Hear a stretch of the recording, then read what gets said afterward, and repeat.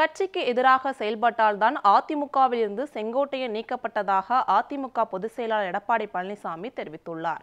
சேலத்தில் செய்தியாளரிடம் பேசிய அவர், அதிமுகவில் இருந்து செங்கோட்டையன் நீக்கப்பட்டது ஏன் என்பது குறித்து விளக்கமளித்தார். செங்கோட்டையன் கடந்த 6 மாத காலமாகவே கட்சிக்கு எதிராக செயல்பட்டு வந்ததாக கூறினார்.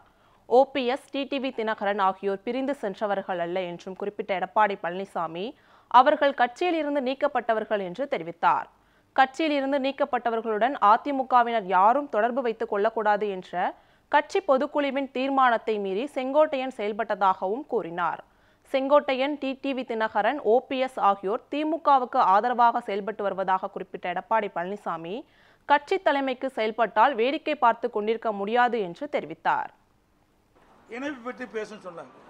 இது அடிப்படை உறுப்பிலிருந்து நீக்கப்பட்டவர்கள், பிரிந்து சென்றவர்கள் அல்ல. இதை நன்றாக எடுத்துக்கொள்ள வேண்டும். பிரிந்து சென்றவர்கள் அல்ல, இது அடிப்படை உறுப்பிலிருந்து நீக்கப்பட்டவர்கள். இதுக்கு சிறப்பு தீர்மானம் நிறைவேற்றப்பட்டது.